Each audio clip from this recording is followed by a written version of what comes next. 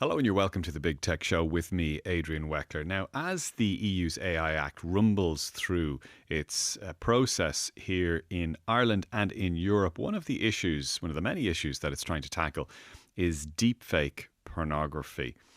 And we're going to talk a little bit about this and then the wider impact of the AI Act. I'm joined by Aoife White, who writes for the European Correspondent and who specialises in EU affairs. Aoife, let's start with the deepfake porn issue. You might just remind us what that is. The idea is that it's quite easy to get a photo of somebody you know. You're a 15-year-old, you're in class, you can take a photo of a girl sitting next to you, and you can go on one of these apps and create porn very quickly of somebody you know. I mean, some of the cases I've seen which looked the worst, where really was kids, and that's pretty humiliating for a young girl. But it's so easy to do, and the idea would be that this shouldn't be on app stores. This is something that shouldn't be so easily available. And this was added to the AI Act Omnibus, which was the European Commission's chance to really go in there and retool some of its digital legislation. And that's now up for the final decision making. And I don't think it's particularly controversial. Some of the discussions seem to have been about just how naked can you be. The idea, like, should you be able to make a photo of somebody wearing a bikini, for example? Yeah. I mean, this is where the decision making was, but I think the general idea that you should do something about the ease of this is something that there was a lot of support for. Yeah, one of the things that has struck me about this is very occasionally, maybe I looked at the wrong type of content or something on my social media feed, but I have very occasionally seen an ad pushed at me. And it will be for something like that. It will be, is there someone you know that you would like to see in a different situation? Maybe it's a neighbor, maybe it's a colleague. And that's what it's clearly aiming at. It's clearly trying to get me to create a deepfake nude or deepfake porn. And so I guess that would become, so this would be more about tackling the source of that rather than the effect of that. It's very hard to fully clamp down on it. I mean, but the fact that it's so damn easy, and for anybody at all, I mean, somebody who's relatively unaware of how to get around restrictions. I mean, that you can go in an app store and do this, and so that's the first line of defence, just going after that and taking those down. I mean, the European Commission also started an investigation into Grok, into X's app. I mean, specifically on this, that it was just so easy. I mean, the bigger question is, can you ever stop it fully? And you can't. I mean, there are ways of getting around these things. If somebody's really determined to make these pictures, then they can do that, and they will do that. But if it's as easy for a 15-year-old to go on a site and do it in 5 seconds, then I think that's where this law would come in and make that difficult, if not impossible. Yeah, and I think that was the argument, wasn't it, around the time of the Grok controversy?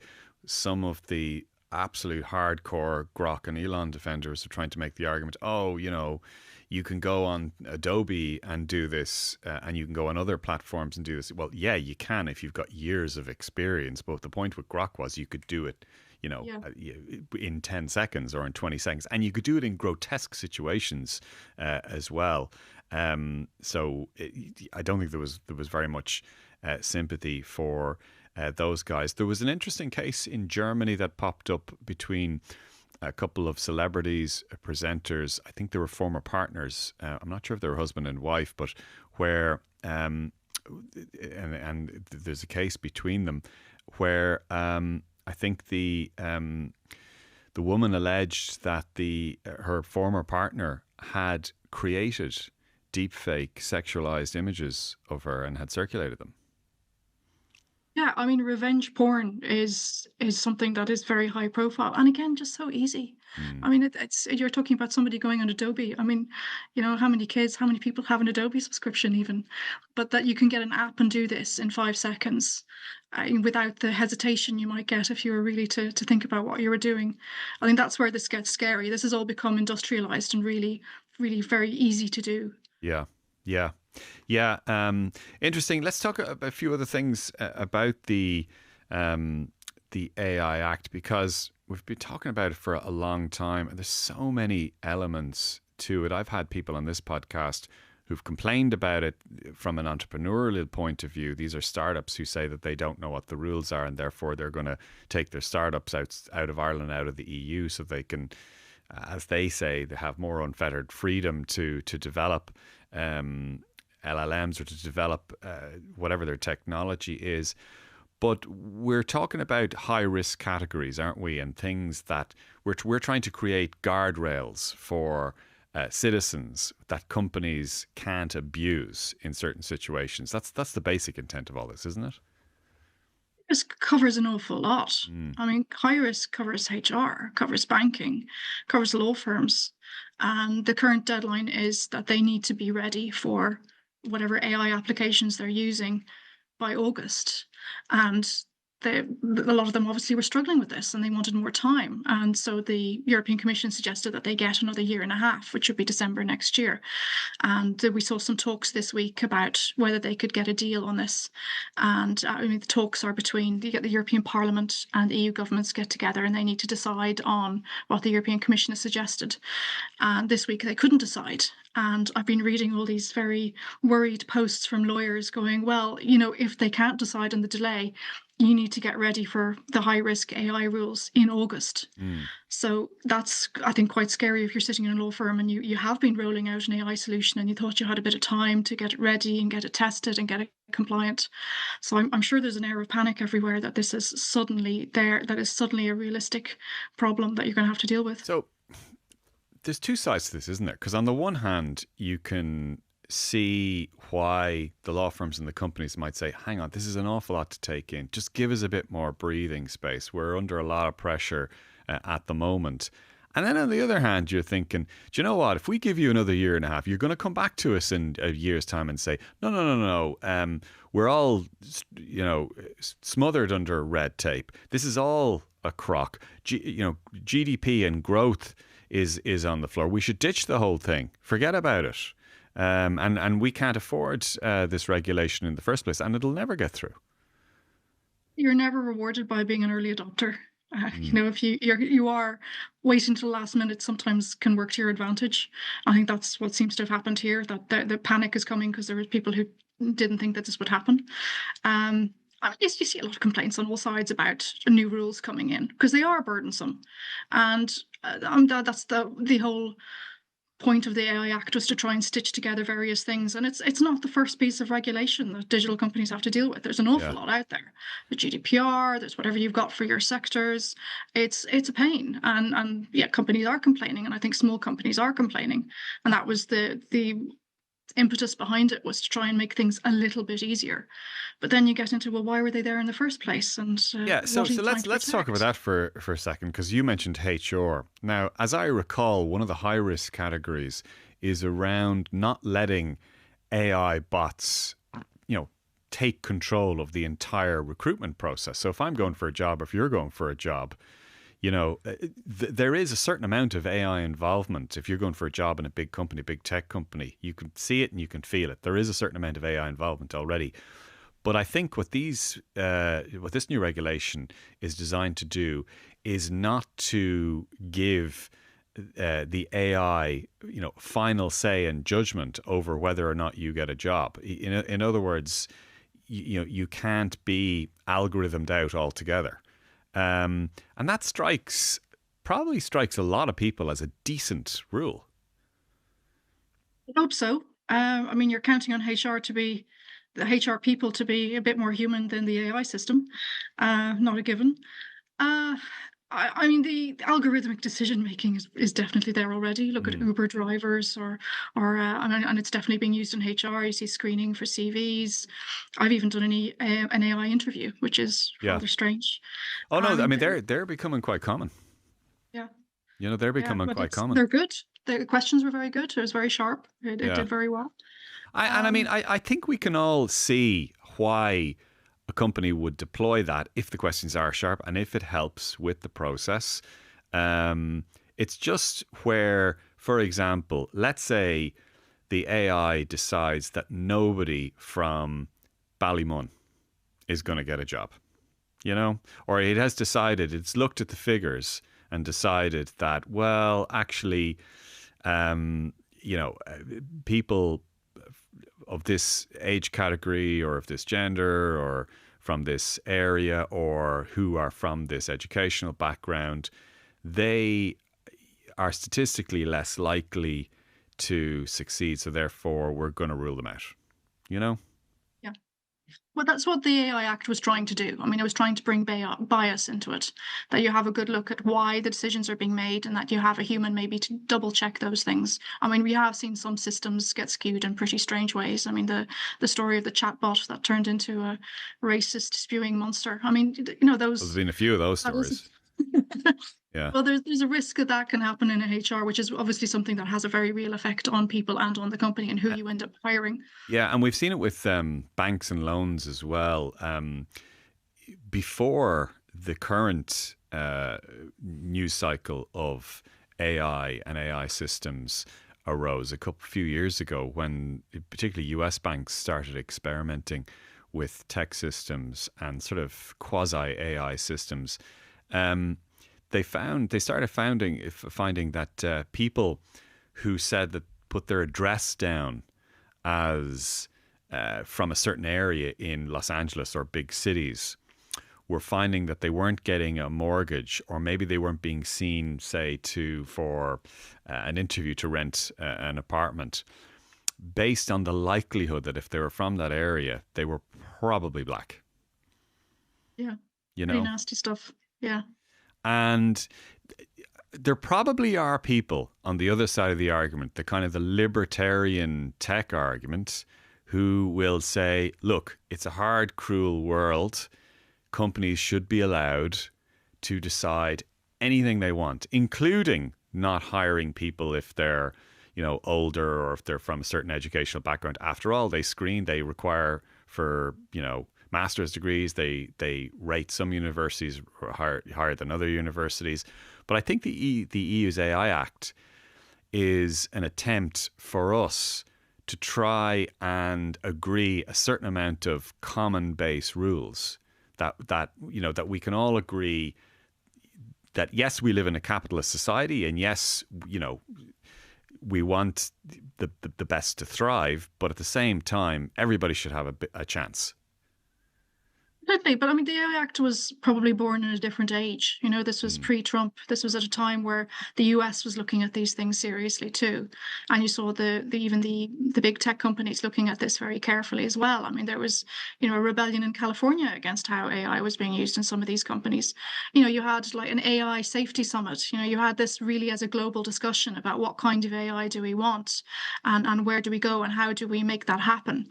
And that argument seems to have, I wouldn't quite say disappeared, but it's no longer the main question anymore. Why do you think we take it more seriously in Europe than they do in the States? I think Europe tends to be more cautious. I mean, there is this love for regulation. I know Americans laugh at it, but it is definitely there. The idea that we do the right thing, and the right thing takes a long time to decide. So European decision making is very slow, often very painful, and there's a lot of different considerations there. And you get I think there is still a very strong, I would say, quite socialist, liberal side of politics, and where human rights matters. You see that with the trade unions coming in, and they do have a say in how European policy gets discussed. So you see those views maybe filtering through more in Europe than they do in the US. I mean, they're not absent in the US, but they're not dominant, and they don't really maybe influence the politics as easily. Yeah, because when I bring this sort of stuff up, I go up to the States fairly regularly. I was over there last week. And when I bring this kind of stuff up with counterparts in the US, anyone who works for a tech company, I can see their brow starting to furrow and their lips starting to furl. And it's not quite a sneer, but they start to, and then the inevitable comes out, and they start to talk about European socialism. And then the next thing out of their mouth, usually, is the outcome of that. And what they will say is, your intentions are good, but your outcomes are bad. And they will list off GDP growth rates. They'll compare the US and the EU. And they do have some evidence to show that over the last 15, 20 years, a time when Europe, the EU, has embraced a lot more regulation than the US. US economic growth has outpaced the EU by quite a lot. I think by about 40 or 50%. And that is kind of seen as, a top trump card, if you'd excuse the pun. In fact, it was a point made by the US ambassador to the EU, Andrew Puster. He was here a few weeks ago. We interviewed him, and we had 45 minutes with him, bunch of us Irish reporters.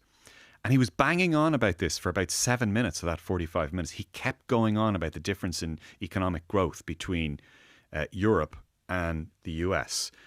And the point he was trying to make was we're being strangled by regulation in Europe. And he kept going on about freeing the European people from regulation. And it's really interesting, the two different approaches as to who is backing the right horse here. A lot in Europe too. I mean, it's a common question that there's too much red tape. There's too many rules. It's difficult to start a business. It's hard to do things. I would say it's definitely hard to start a small business in one European country and expect to roll that out across the EU. I mean, we know that it's hard to. You've got different tax systems. You've got local rules on all kinds of things, and so that's very painful. And that's definitely true.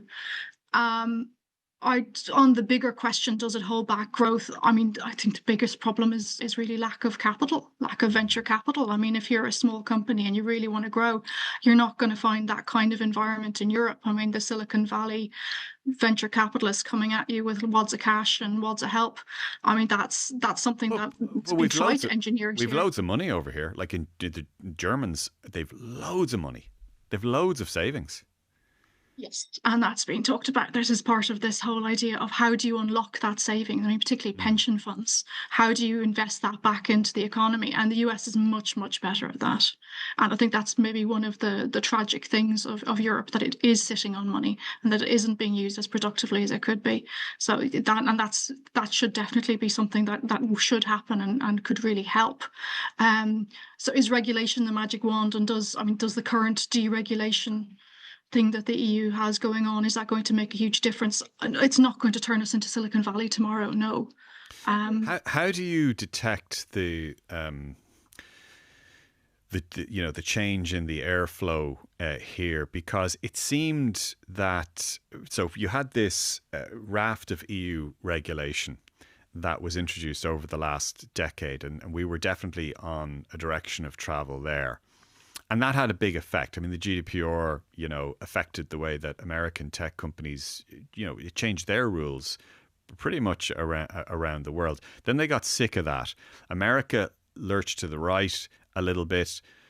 Trump comes in. All of a sudden, Mark Zuckerberg starts wearing a gold chain. Looks a bit like LL Cool J.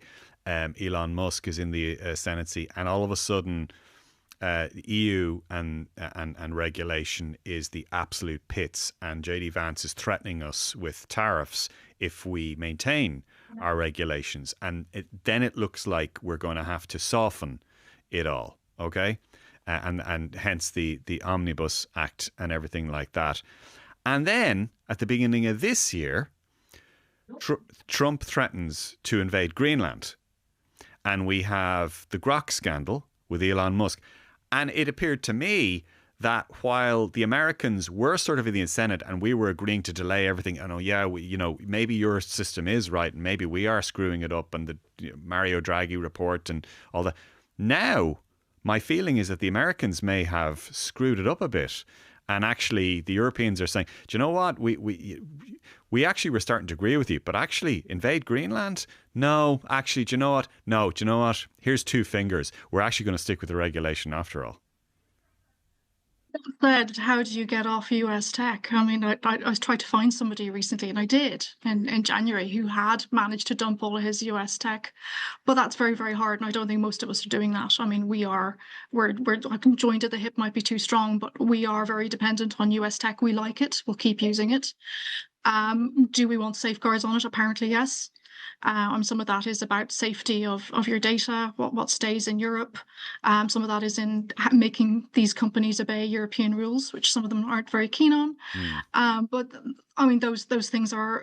I think the ultimate threat is, that one side gives up on the other, and that's maybe not the Like, best place to get to. I put this. I interviewed a guy called Kyle Andir yesterday. He's Apple's VP for legal, and he was having a good old moan about the Digital Markets Act. Apple has a real grievance about that, about the interoperability element of that. What they basically say in plain English is that the Digital Markets Act is forcing them to dilute the design of their product. Digital Markets Act is a competition regulation in the EU, as you know, but it's forcing them to dilute their products, to open them up, the design of them up to competitors to such an extent that it's diluting not only the safety and privacy, but also the potential profitability of the products.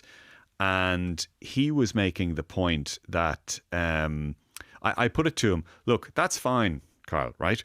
But are you really going to say, what are you going to do? Are you going to leave the European market? Are you going to pull your products from it? And he said, no, we're not going to do that. It's a very big market. It's an important market. It just means that, we're probably going to invest less here, and we may not release as many products here.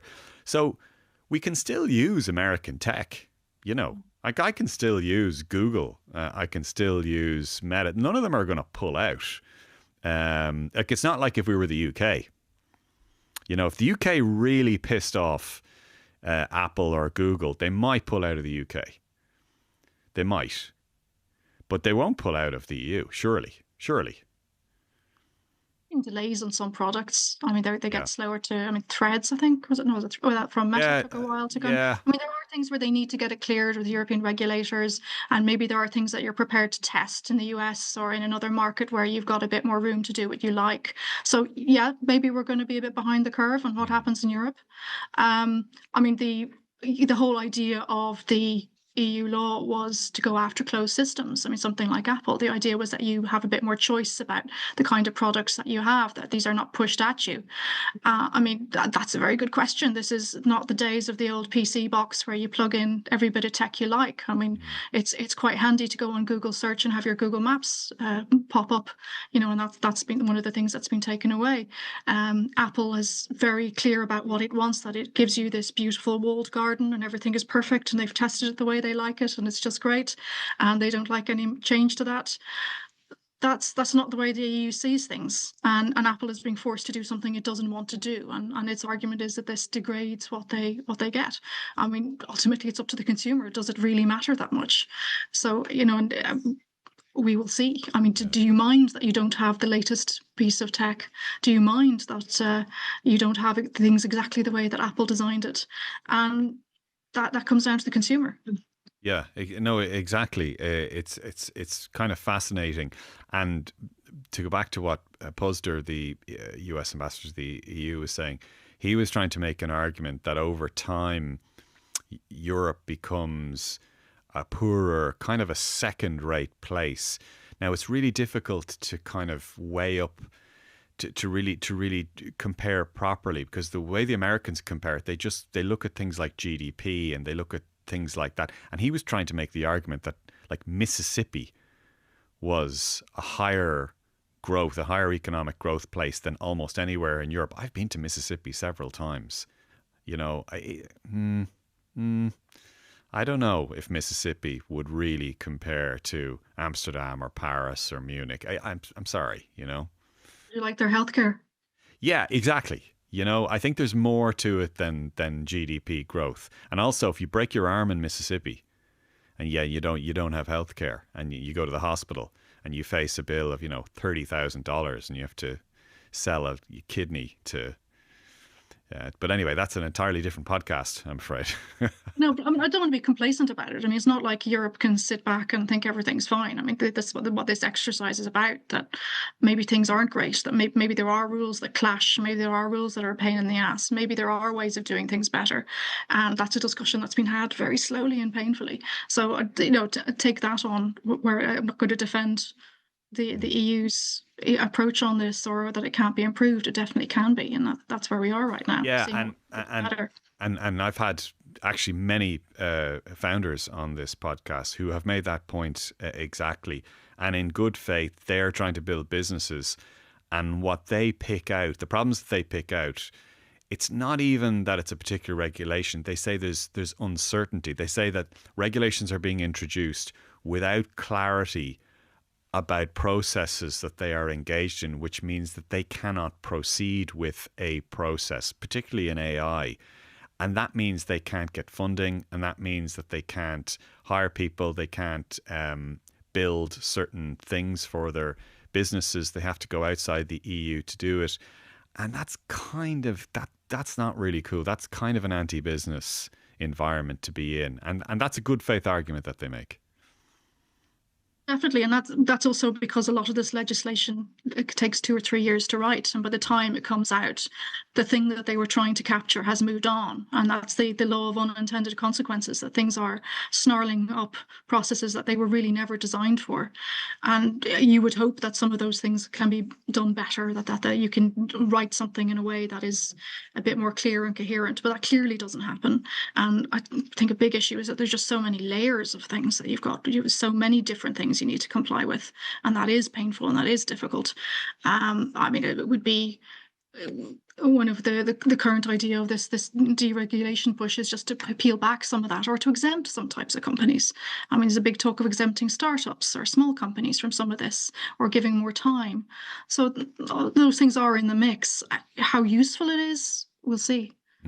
Yeah, interesting. Okay, well, look, Aoife White writes for the European Correspondent, specialist in EU affairs. Thank you so much for joining us today for the podcast. Rory Bones was on sound and JJ Clark produced. I'm Adrian Weckler. You've been listening to or watching The Big Tech Show, and we'll talk to you soon.